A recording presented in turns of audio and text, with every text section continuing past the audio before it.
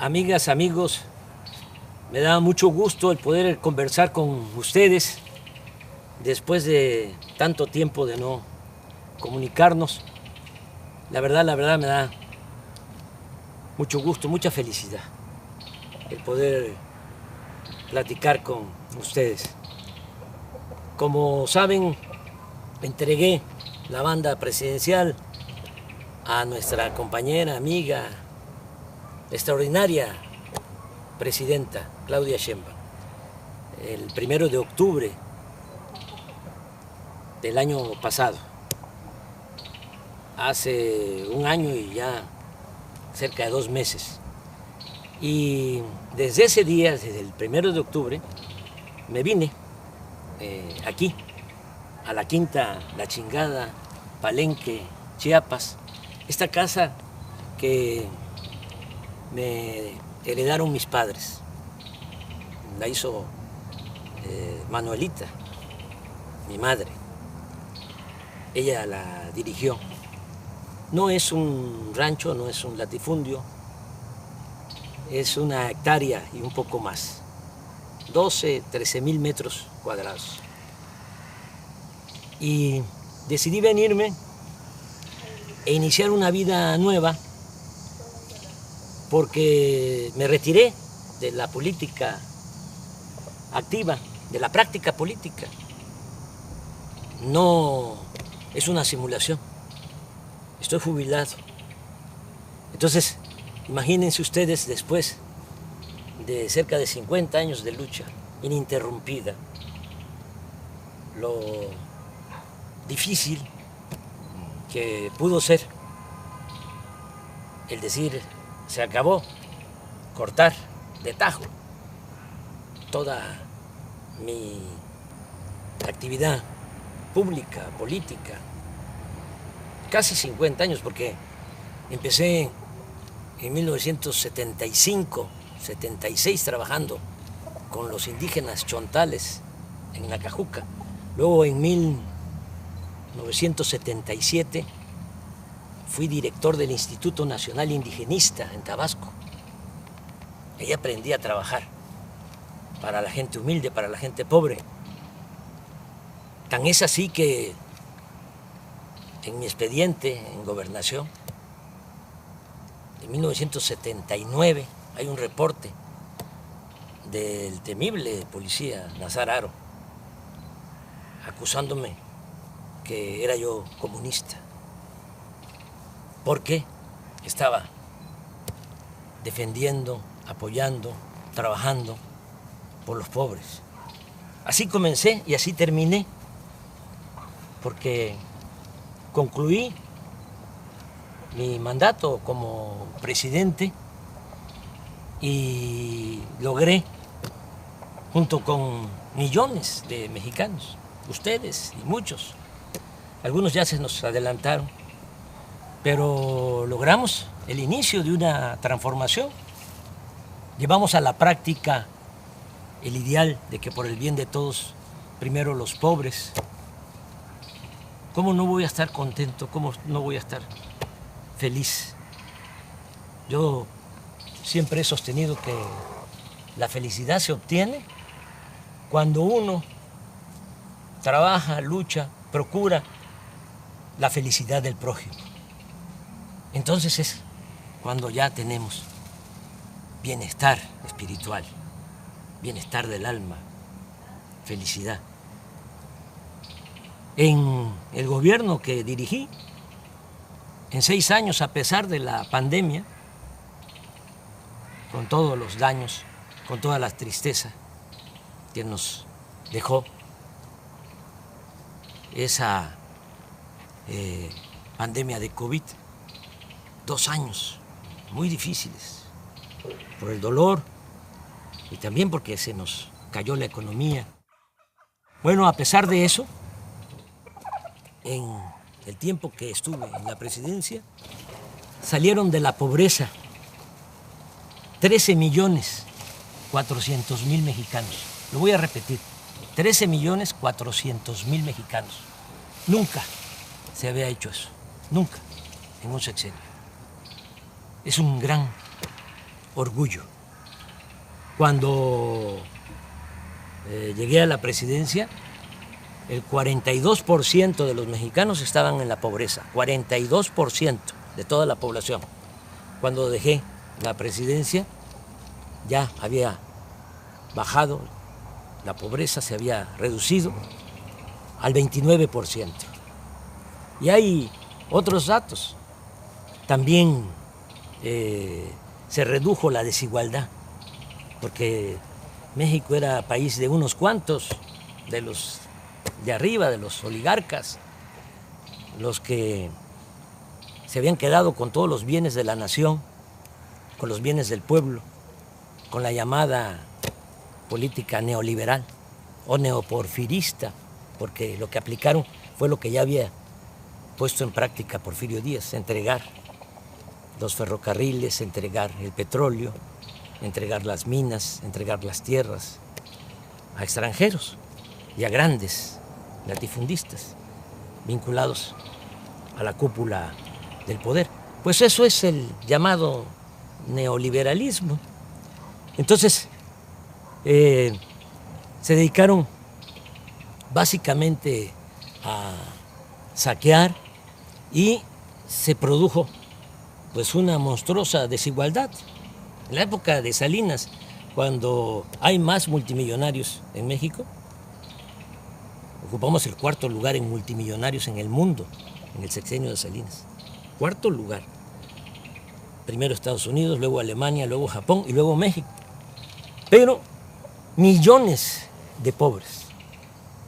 Una injusta, monstruosa, reprobable desigualdad.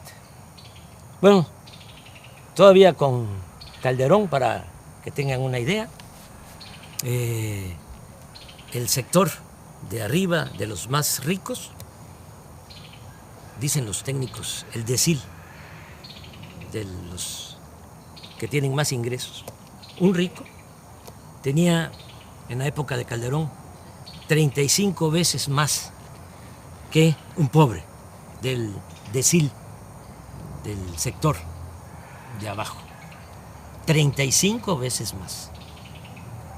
Cuando dejé el gobierno, ya se había reducido la desigualdad a 16%. El rico tenía solo 16% más que el pobre en nuestro país. Y hay otros datos.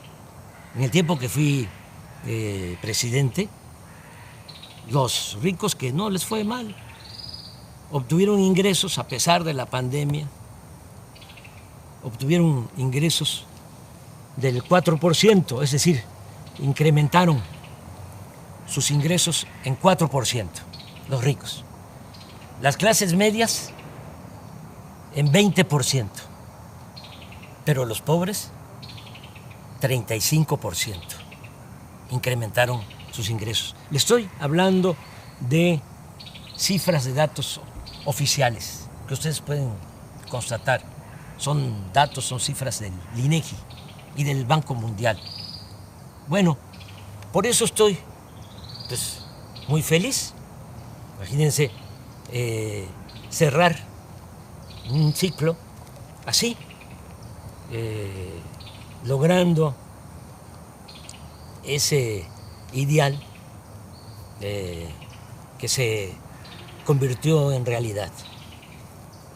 Por eso decidí ya retirarme, no sentirme insustituible, porque ese es el otro problema, actuar como cacique, caudillo, jefe máximo, poder tras el trono. No.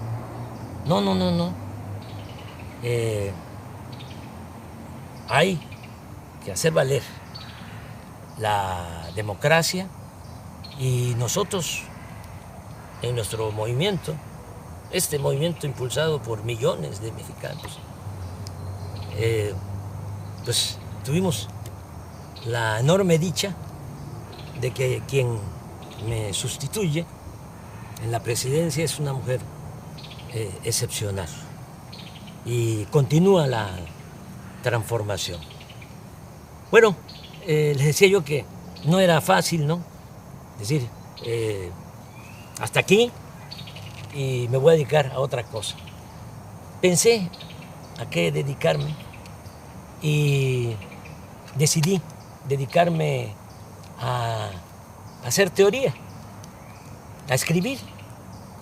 Siempre he sostenido que la política es pensamiento y es acción. Y yo, sí, desde luego, que pensaba y tengo ideales, tengo principios, que eso es lo que me mueve, pero fundamentalmente fui un hombre de acción en mi quehacer público, político. Y ahora estoy escribiendo, estoy haciendo teoría. Es teoría y práctica la política. Pues ahora no estoy en la praxis, no estoy en la práctica, estoy en la teoría. ¿Haciendo qué? Bueno, pues fundamentando lo que hicimos. ¿Cómo le llamamos a lo que se está aplicando en México? Ya sabemos que existe el neoliberalismo, decían que no había de otra, claro que sí hay de otra. El neoliberalismo es el robo descarado, es el gobierno de una minoría, es el gobierno al servicio de un comité de potentados. Eso era el gobierno antes del inicio de la cuarta transformación en nuestro país. El pueblo no les importaba. Pero, ¿qué fue lo que nosotros hicimos y cómo lo vamos a conocer? ¿Cómo se va a llamar? ¿Cómo se bautiza? Entonces yo he propuesto que sea humanismo mexicano. Y el humanismo mexicano tiene dos pilares. Uno es el cultural, la grandeza cultural de México. Como decía el maestro Bonfil Batallas, el México profundo, las civilizaciones olvidadas, negadas. Y eso es lo que nos da nuestra fortaleza, eso es lo que nos da nuestra identidad, nuestra democracia, nuestra idiosincrasia, el México profundo. De ahí venimos y quise trabajar sobre la historia cultural de México, porque la historia que nos han contado desde hace siglos es una historia falsa, simulada. Y el otro pilar del humanismo mexicano, pues es la fecunda historia política. Ese es el siguiente trabajo. Ya les presento el primero, el que tiene que ver con la grandeza cultural de México. Así se llama, grandeza. El que viene para el año próximo se va a llamar gloria, porque es grandeza y gloria.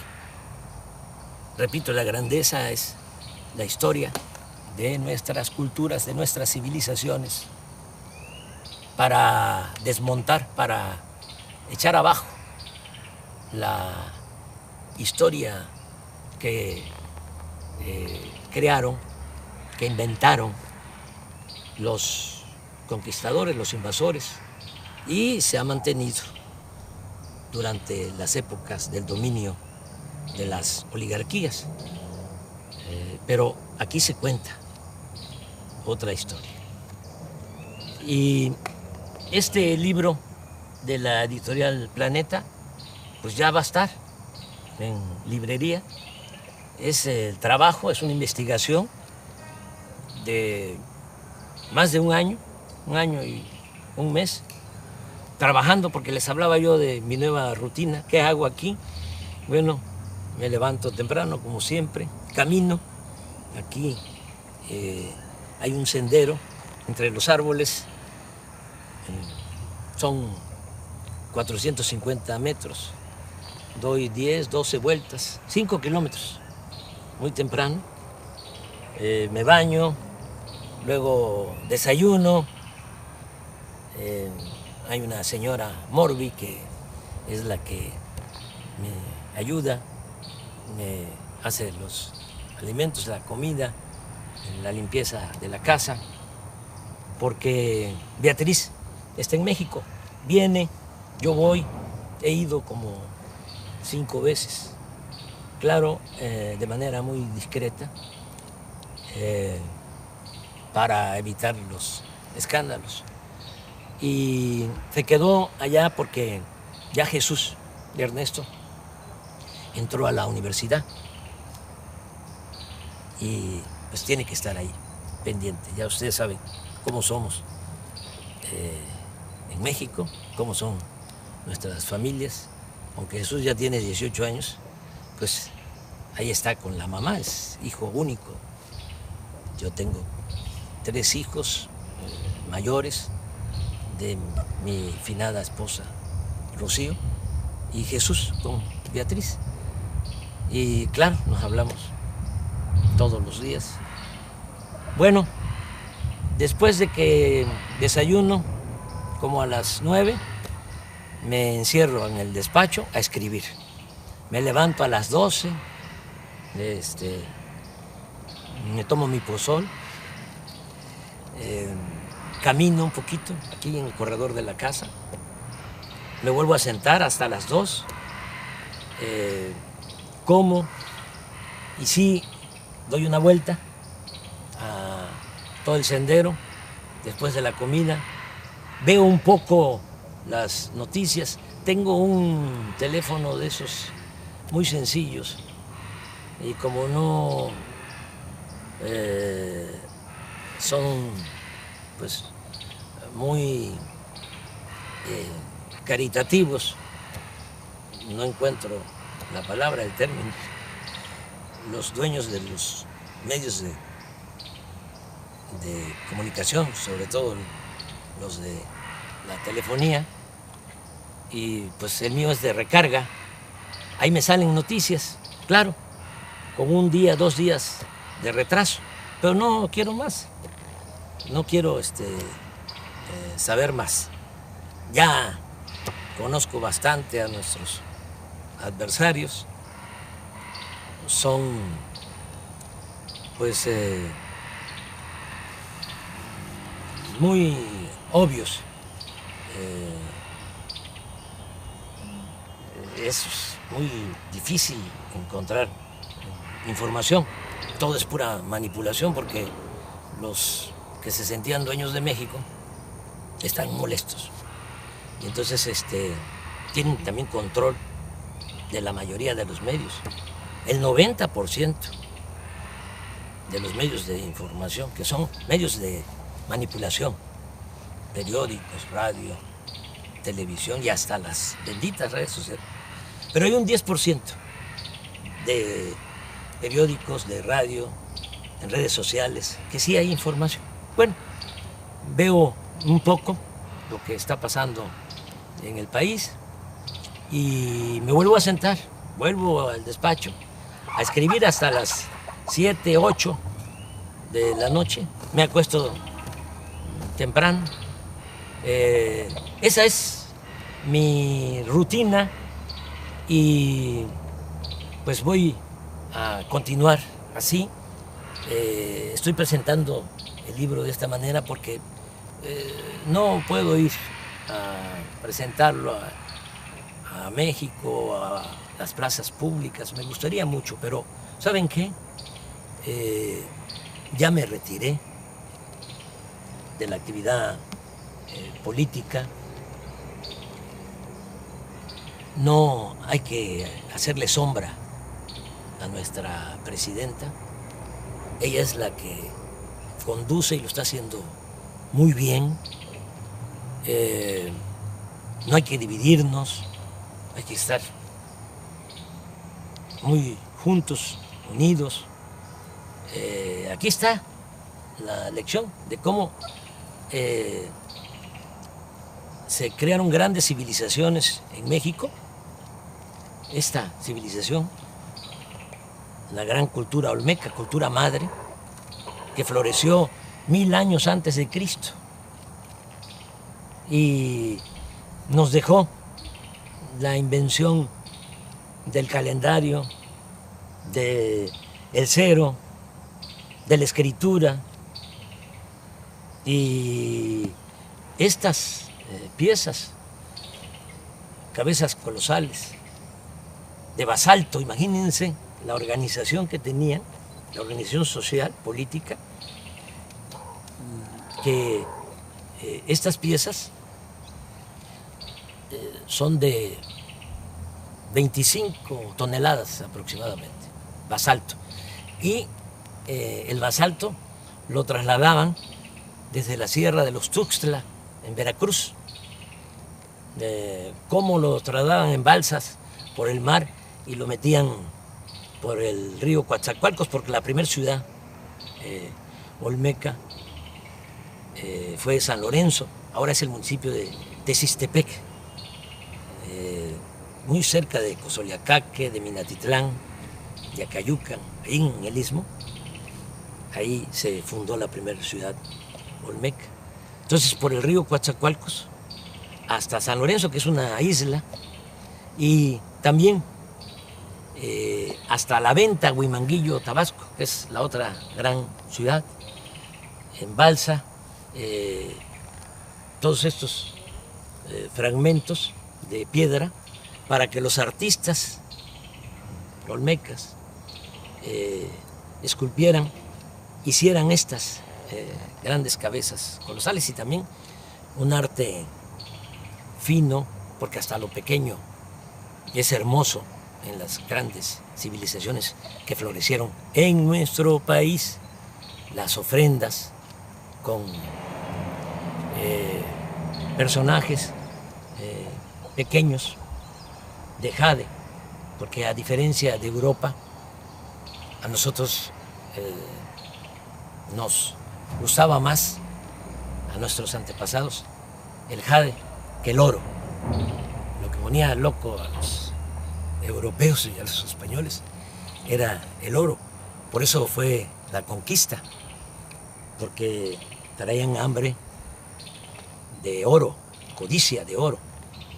Cortés una vez señaló, porque le preguntaron cuando Moctezuma les entrega a él y a sus huestes oro.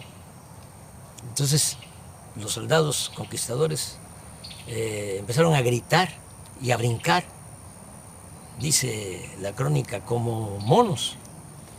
Entonces le preguntaron a Cortés que por qué les importaba tanto el oro. Aquí el dinero, la moneda era el cacao, y desde el punto de vista artístico, cultural, era el jade. Y la respuesta de Cortés fue: porque nosotros tenemos una enfermedad del corazón que solamente se cura con el oro. Entonces, era otra cosa.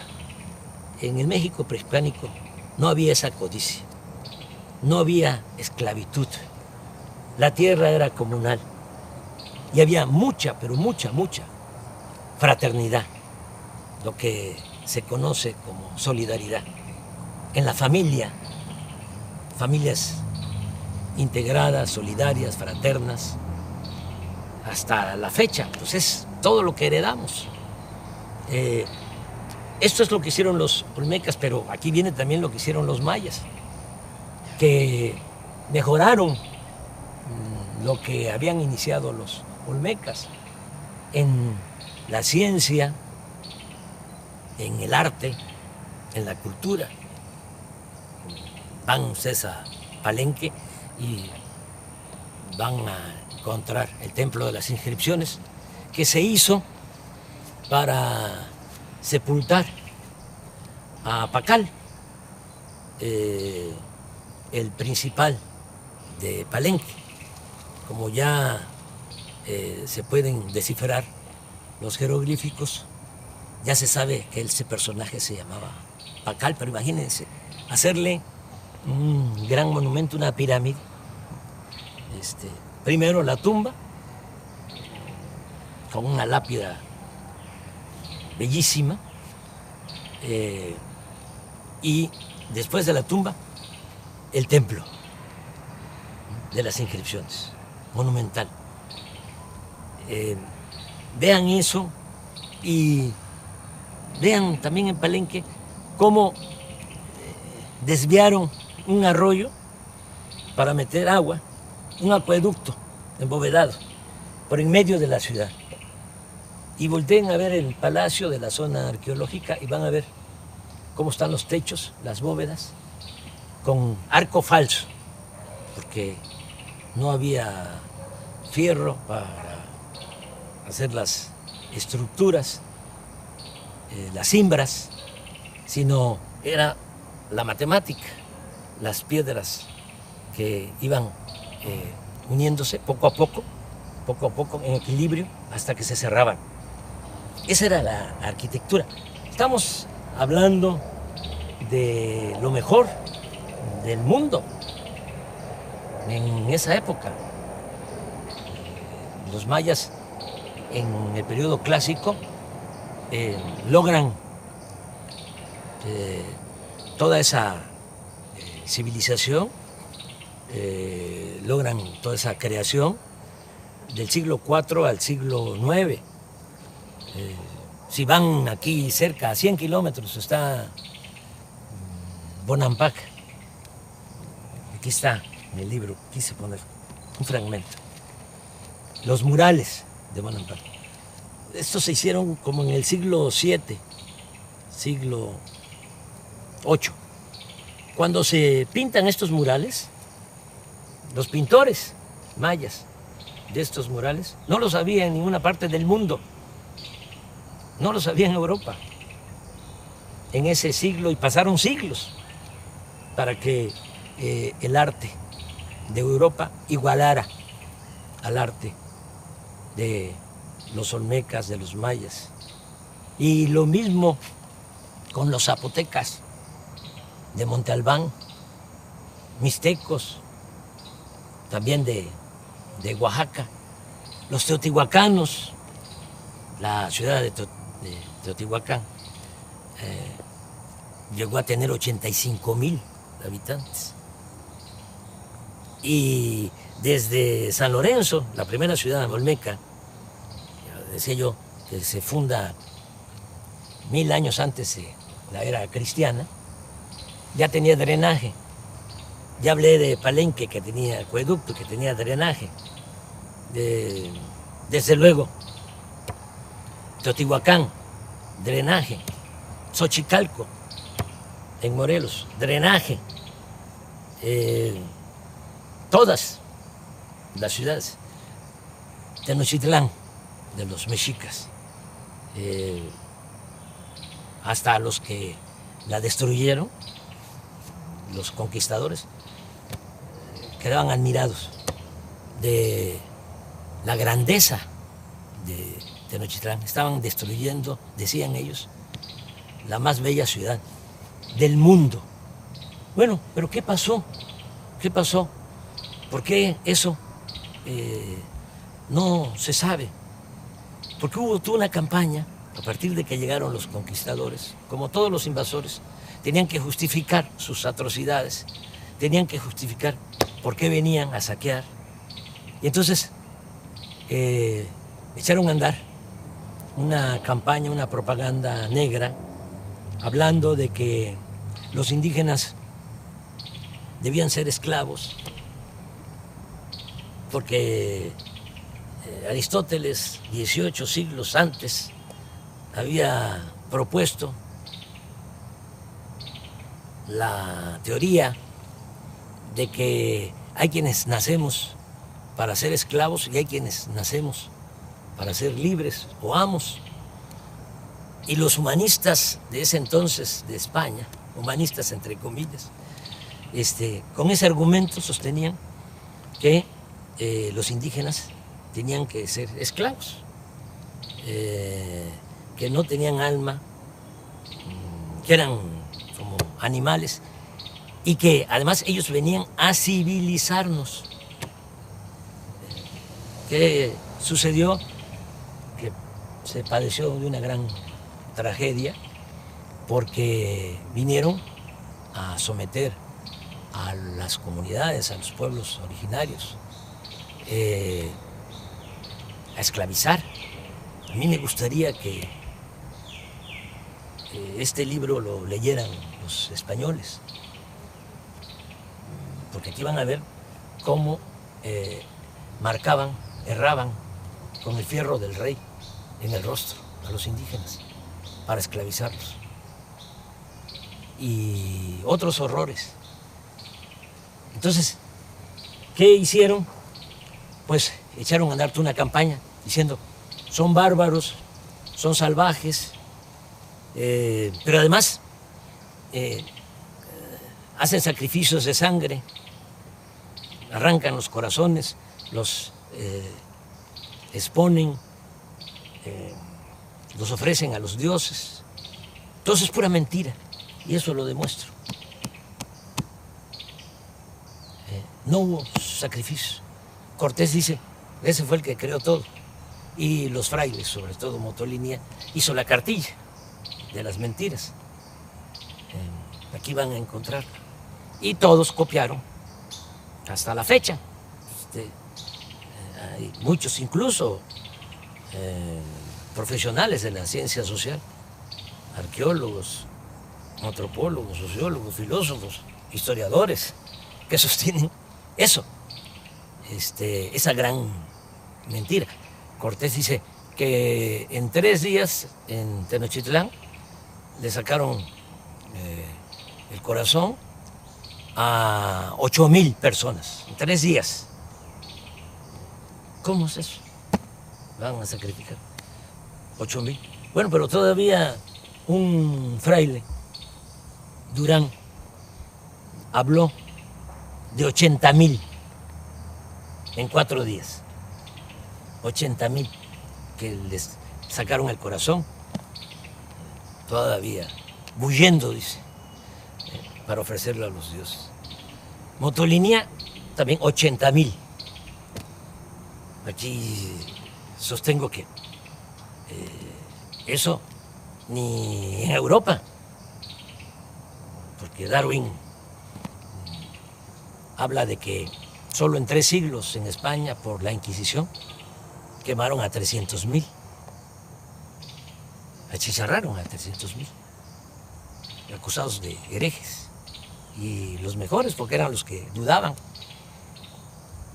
Y a la hoguera. Pero hasta eso lo considero exagerado. Pero aquí se fueron con eso y se fueron también, inventaron de que éramos, nuestros antepasados, caníbales, que comíamos carne humana. Nadie vio un sacrificio, nadie vio que se comieran a una persona. ¿Cómo es que en la toma y el cerco de Tenochtitlán, de 75 días que la gente se estaba muriendo de hambre, porque Cortés mandó a cortar el agua, el acueducto de Chapultepec hacia el Templo Mayor, hacia el centro de Tenochtitlán? Lo mandó a destruir y además con los indígenas aliados que querían quitarse el yugo de los mexicas, pero inocentemente se pusieron un yugo más grueso, un yugo mayor. Bueno, bloquearon la entrada de alimentos y todo. Y si se estaban muriendo de hambre, ¿por qué no se comían entre ellos? Nada, pura mentira. Y esto es lo que trata el libro. Pero lo más interesante es que en otras partes, lamentablemente en el Caribe, por ejemplo, exterminaron con los indígenas, acabaron con los indígenas. En Estados Unidos lo mismo, es hasta horroroso, ¿no? Repetir lo que decía un general, o le atribuyen a un general, Sheridan, que decía, todavía en el siglo XIX, aquí estamos hablando del XVI, del XVII, del XVIII, hasta principios del XIX, todo lo que fue la colonia, 3 siglos. Pero allá en Estados Unidos, en el XIX, hace menos tiempo, le atribuyen a Sheridan el que dijo que el mejor indio era el indio muerto. Hubo exterminio. Entonces, aquí, ¿cómo se salvaron los indígenas? Claro, cuando llegaron los españoles, hay quienes calculan que lo que es México ahora estaba habitado por 15, 25 millones de personas. 15 o 25 millones de personas. Terminando el siglo XVI, 75 años después de la toma de Tenochtitlán, la población de México era ya de 2 millones, porque nos trajeron también la viruela y se diezmó la población. Se redujo la población a un 10%. Una gran crisis demográfica. Y encima de eso, la explotación, la esclavitud. Entonces, ¿por qué se salvan los indígenas mexicanos? Porque muchos, incluso los mismos frailes, que vinieron a la conquista espiritual, decían que iba a desaparecer la cultura o las culturas indígenas, que iban a desaparecer. Nadie creía que iban a sobrevivir los indígenas. Bueno, pues resistieron. ¿Cómo resistieron? Porque por el amor a la libertad, por el amor a la libertad, se fueron a los montes, a las montañas, a la sierra, a las islas, a los pantanos, a las zonas de refugio, y se llevaron a cuesta sus costumbres, sus tradiciones. Los nayaritas, los coras, por ejemplo, que eran dueños de todo el valle, de la parte de la costa, se subieron a la sierra. Allá están, coras, huicholes, pero hasta allá los perseguían para esclavizarlos, pero resistieron, y gracias a eso es que nos dejaron este legado cultural, nuestra identidad como mexicanos, que es lo que nos ha protegido siempre. Nos caemos y nos levantamos. Una gran reserva de valores culturales, morales, espirituales. Quedó la raíz y quedó el tronco, porque cuando se logra la independencia, pues ya no tenemos 15 millones, ni 25 millones, como antes de la llegada de los españoles, 300 años antes, 1821, tenemos 6.300.000. Sí, pero la buena nueva es que de esos 6.300.000, el 80% eran indígenas. Es decir, de cada 10, 8 indígenas.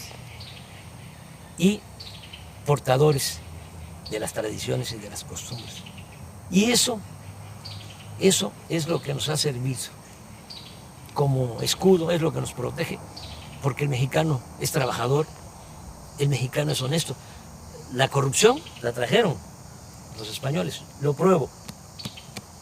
Aquí no había codicia, no había robo. Las casas no tenían puertas, no tenían ventanas.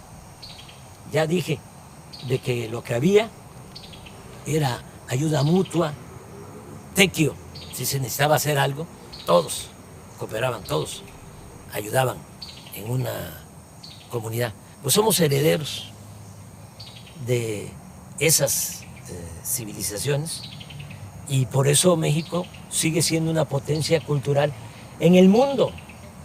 Somos el cuarto país en el mundo con más lenguas. 290 lenguas se hablan en nuestro país. Primer lugar en América. Todo esto lo van a encontrar aquí para sentirnos orgullosos, porque con toda la campaña de difamación se desató el racismo.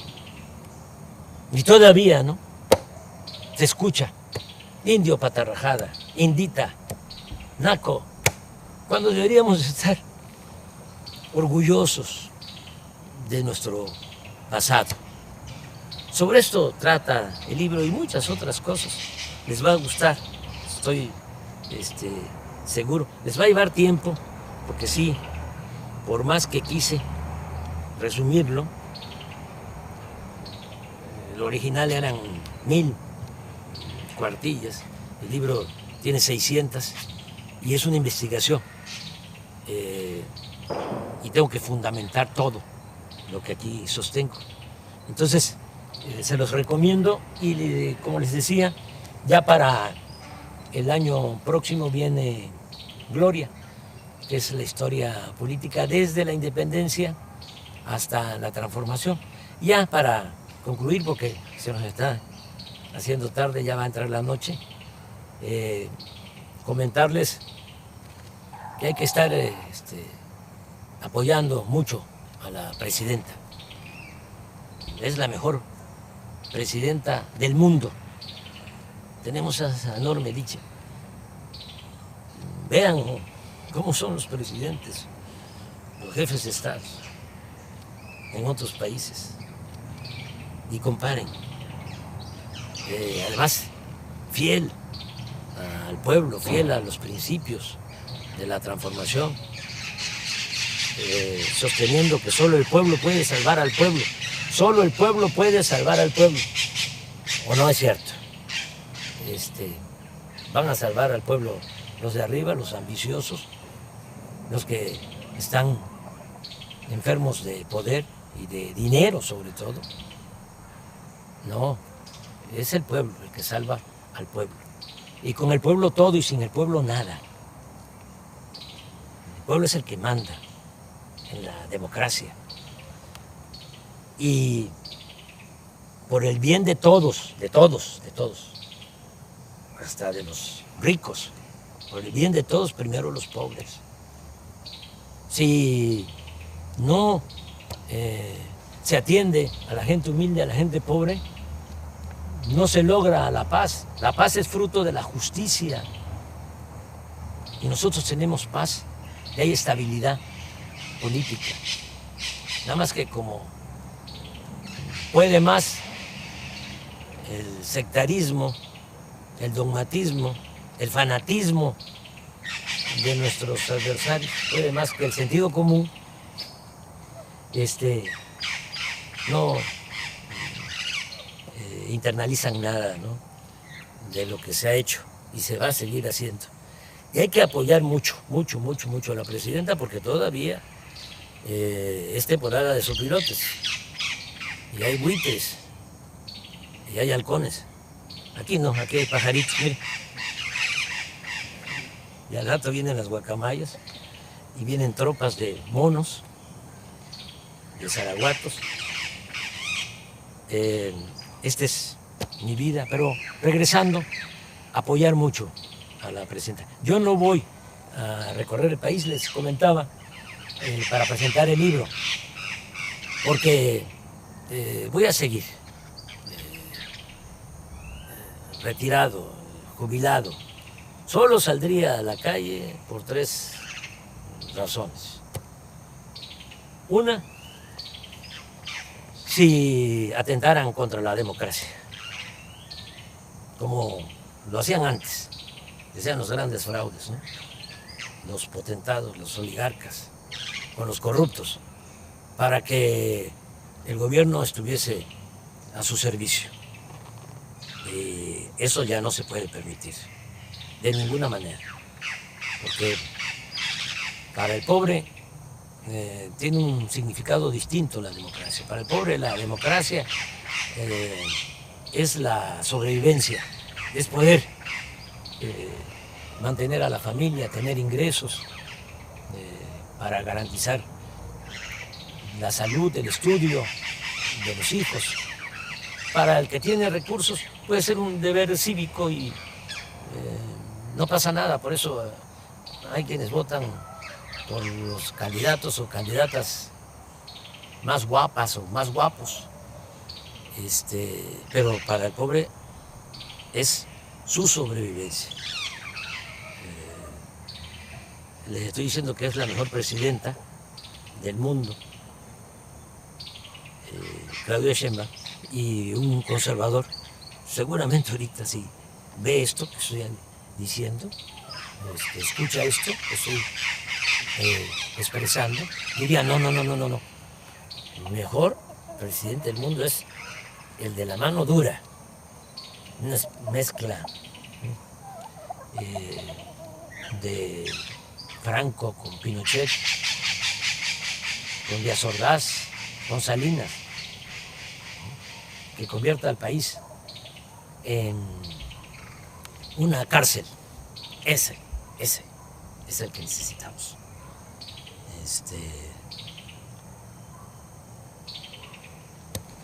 Una gente que no le tiemble la mano dura, dictadura. O otro presidente, acabo de escuchar, leer a un texto de un presidente, una declaración, diciendo, hace como un mes antes de una elección que hubo en el sur de nuestra América, de que él no iba a darle ningún apoyo a los discapacitados, porque ese era un problema de los discapacitados, eran libres y ellos tenían que resolver su problema. Así son los conservadores, así piensan.